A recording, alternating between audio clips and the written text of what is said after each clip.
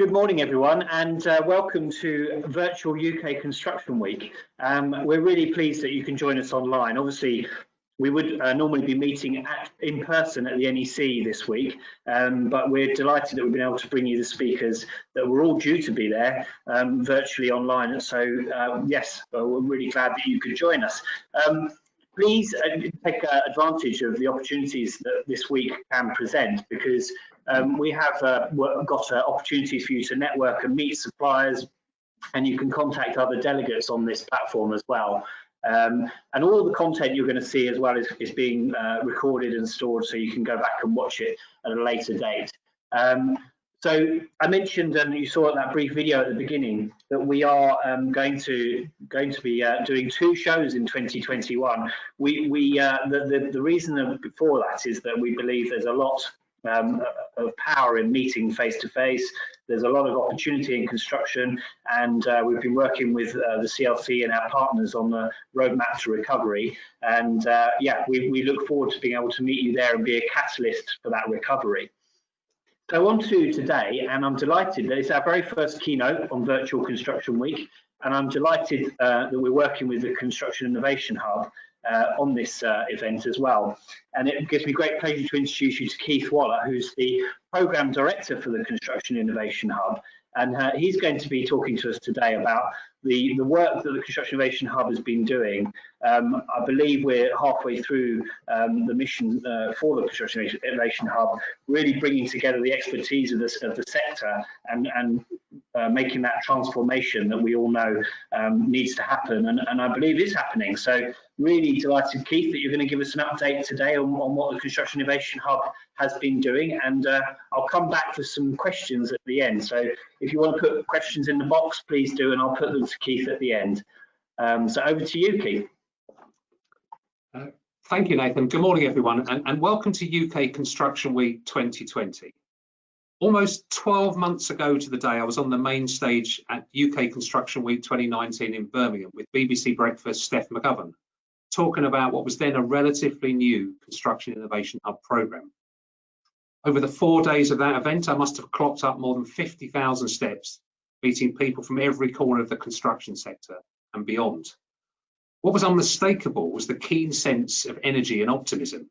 There were innovative ideas and inventions aplenty, and from our part as the Hub, it was the perfect environment to introduce our transformative programme to the world. What a difference a year makes. So, as a new decade dawned, I, for one, felt a keen sense of enthusiasm and excitement about the future direction of construction in the UK. For the first time, we had a funded sector deal and a shared ambition for transformation. Government and industry had set out a plan, and we were working together to build a better future, not just for construction, but for the society and those who depend upon it. Transformation felt closer and more achievable than ever. I wish I could tell you the rest is history, but of course, we don't yet know how the story will play out. As the dark clouds of COVID descended upon us earlier this year, optimism gave way to uncertainty and anxiety about what the future has in store.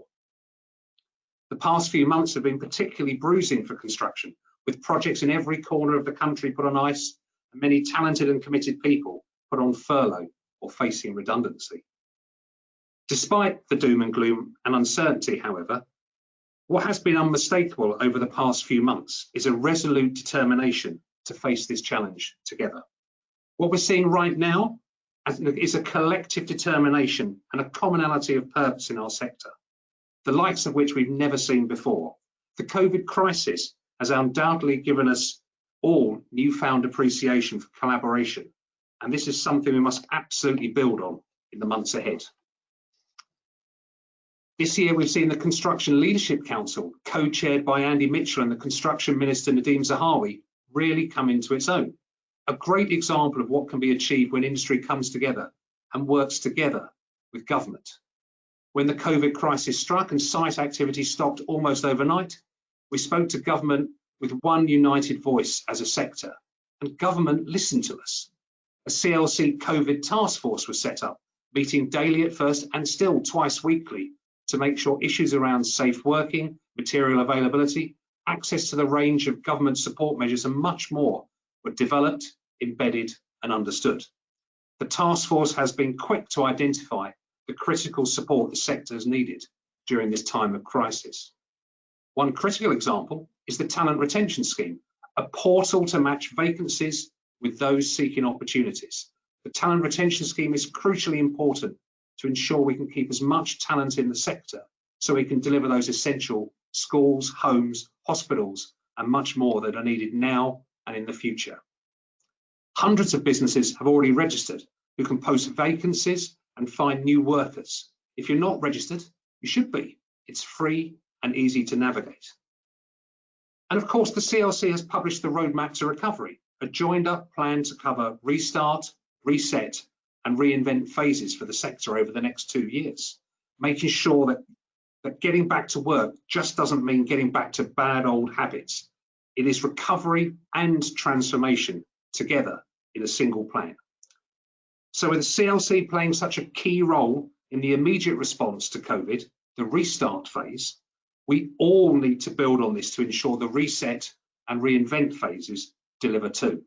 Minister Sahawi will be speaking tomorrow at 11:30 a.m. and I would urge you to tune in to hear what he has to say. Not only about what has happened, but what comes next. I know the Minister shares my ambition for real sustainable change, not just a return to business as usual. He understands the sector, and with it, he actively engages with it, and together with his officials in Bays, has made a real difference. When I sat on that stage in Birmingham 12 months ago, I spoke enthusiastically about what the Construction Innovation Hub was setting out to achieve. Today, 12 months later, I'm delighted to be able to tell you what has been achieved and where we are headed next. Late last year, as we moved beyond our mobilisation phase, we restructured how we deliver our programme around 4 key themes: value, manufacturing, assurance, and digital, and appointed impact directors for each of these themes, each of whom you will hear from on different panels throughout the week. We've also changed how we deliver our programme. We moved very quickly away from a self-delivery model into a co-delivery model. And the reason why is quite simple. If we spend the 4 years of our R&D programme developing in splendid isolation, utopian technical solution, and there's no one there who wants to use it on their projects, and no one who is able to deliver it, then we've failed. We want our programme to have impact on real projects and programmes, on how they are delivered by our industry, and the benefits they deliver to users, owners, operators, and society at large. That is why we're collaborating with industry and government across all parts of our programme, across all our 4 thematic areas of value, manufacturing, assurance, and digital. Now, COVID, of course, has a real impact on our programme, but perhaps not quite as you might expect. Rather than putting things on the back burner and waiting for the crisis to abate, we have instead accelerated key projects in preparation for the reinvent phase of the CLC roadmap. Let me give you some examples. During the summer, we launched our critical flagship project, the Value Toolkit. The toolkit is, in essence, a process and suite of tools that will support better decision-making throughout the whole investment lifecycle, from business case through to procurement and delivery and into operation, improving overall sector performance with key policy objectives such as driving modern methods of construction, delivering social impact, and crucially, accelerating the path to net zero. Our fundamental goal with this project and our wider value theme is to reframe the way decisions affecting the built environment are made. It's time to stop opting for the cheapest option and consider what's best for the future. We are very fortunate to have strong support from some of the construction's leading voices like the IPA, ACE, Constructing Excellence, Seeker, and the CLC, as well as our group of relevant authorities to take this crucial package of work forward. Critical to the success of this project, however, is getting the sector thinking and talking more about value. For this reason, the Hub today is launching a social media campaign under the hashtag Value Toolkit, and we'd like to invite everyone watching here today to go on Twitter and tell us in your own words what putting value at the heart of construction would mean to you. So please get tweeting and encourage your colleagues and friends to do the same. Second of our themes around manufacturing. So our platform design program, or kit of parts, which we launched in July last year, will enable clients to meet the demands of future infrastructure, create opportunities for the sector and better outcomes for the people that matter most, the end users. Through the platform, we want to help the sector employ established manufacturing processes with trusted and secure information management, innovative technologies, and value-based procurement decisions, which will help raise and maintain standards that ultimately improve lives, not just for today, but for future generations. And to underscore how important the platform is to our wider transformative program, I'm excited to announce that this work is being accelerated on this flagship initiative to ensure that it will deliver greater impact sooner for our sector and for wider society. As we look to the future, we can't repeat the mistakes of the past. We must create robust assurance frameworks and digital processes that help create the golden thread of information to instill trust and confidence across the built environment. Through observing leading sectors, we've identified best practice methods and are exploring how to adapt them to our sector. A key example of this is the Construction Quality Planning, CQP, the first in a series of new processes under development by the Construction Innovation Hub, in partnership with industry. It is inspired by using Advanced Product Quality Planning, or APQP, a process already widely used across leading manufacturing sectors like aerospace and automotive. And tomorrow, we'll be announcing the key findings of an industry collaboration on CQP, carried out over the summer months, and what the next steps for this project will be. If the past few months have given us anything, it is without doubt a newfound appreciation for the role digital technologies and processes play in all of our lives, and are very likely to play for many months to come.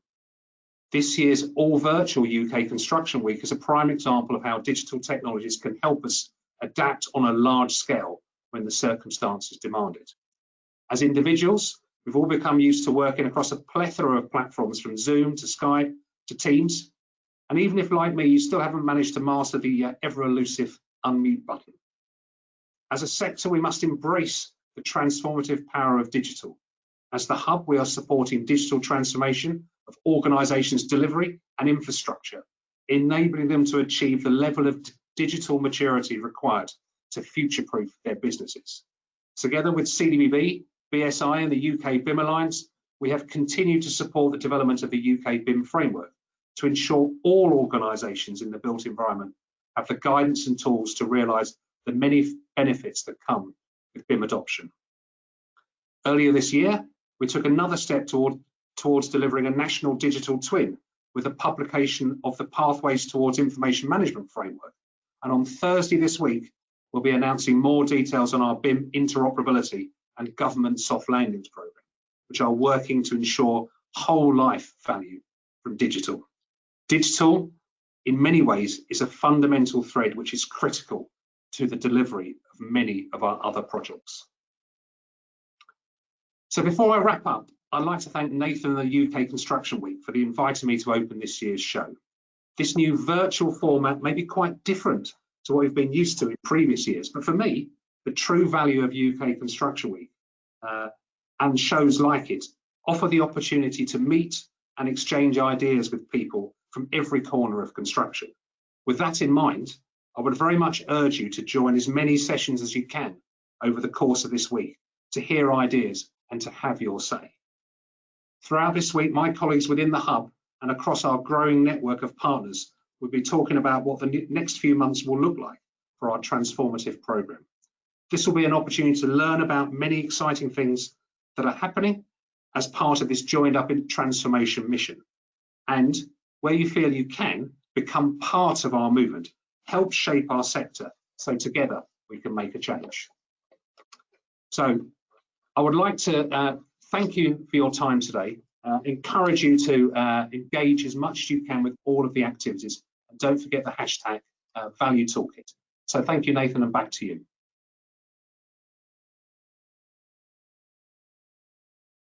Thank you, Keith. That was brilliant, and really good to hear the amount of work Construction Innovation Hub have been doing behind the scenes and out in the sector through the pandemic. It must have been quite a challenge to adapt to the situation we've had this year. Obviously, I wanted to ask a little bit about the value toolkit, really, and how you'd like the sector to sort of get involved. I guess anyone in the construction sector is relevant to, is that right? Anyone from an SME through to a single tradesperson all the way through to the big contractors and architects? Absolutely, Nathan. And in fact, more than that, we have probably about 130 individuals from different organisations, large and small, contractors, consultants, suppliers, already working with us on this programme. Industry bodies, trade associations, and some of the leaders from those sectors are already helping to shape that. It's really important we make decisions based on how we deliver real value as a sector, not how do we go back to the old ways of buying the cheapest thing, which tends to lead to problems on industry sustainability, quality of product, safety. We don't get the right services for users and for society if we buy cheap.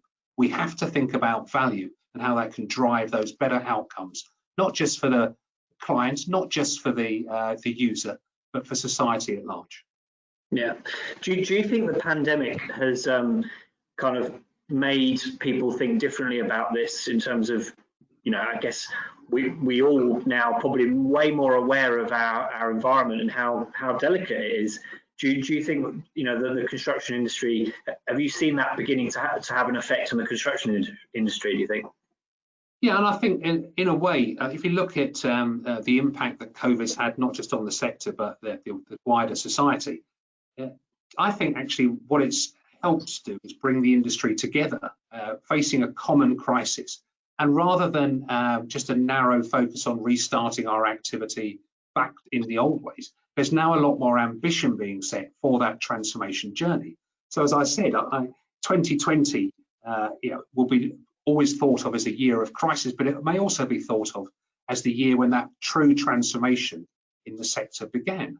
So I think you'll see parts of our programme being accelerated and a bigger ambition from governments and clients to start thinking about how they build back better, faster, greener.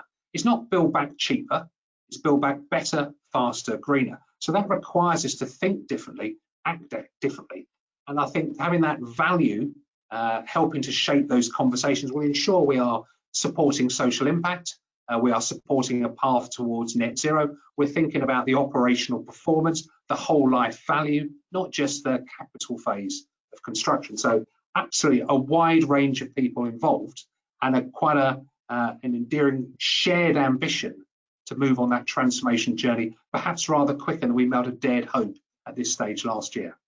Yeah, that's really positive. So I guess, we would normally be at the NEC, as we said at the beginning of this keynote. We've made a commitment to do 2 shows next year in a way to try and catch up for lost time. Where would you see things being in May, when we kind of have our event in May, and then again in October? Are there road marks that you see that we can perhaps aim for then, working along the sort of CLC's roadmap as well? Well, I think certainly you'll see the new CLC programme set out in the roadmap to recovery, and there's a number of activities and outputs associated with that. But equally, we'll see later in the coming months, we'll see a spending review from government, we'll see a budget, we'll see documents like the National Infrastructure Strategy published, and they'll be quite clearly setting out the direction of travel we expect to see in terms of how much money government is looking to invest in the sector to drive some of its wider agenda. How is it going to get more homes? How is it going to build more hospitals? How is it going to build more schools? How is it going to support a path to net zero? So I expect to see a lot of direction coming out from government, and perhaps a question for the Minister tomorrow about an ambition to invest in the sector, to drive the jobs and growth that come with it, but also to do it in a way that supports those broader objectives. So as well as the events and milestones that sit in the CLC plan, there'll be a number of important fiscal events which will really help shape the direction of travel, both in terms of the amount of work that's going to be procured, but also how that's going to be delivered. I really are hoping to see some strong signals that we expect to see a faster path to net zero. We expect to see greater social impact. We want to see more digital manufacturing. We want our buildings to be safe and assured. So I expect to see a policy environment and a CLC roadmap working in harmony to drive the sector forward on a path of not just recovery, but transformation as well. Brilliant. Okay, lots to sort of look forward to for tomorrow from the construction minister. Well, that's great, Keith. Thank you very much for giving us that vision, and let's look forward to sort of seeing how that develops over the next year. So that's wonderful. Thank you very much. Thank you.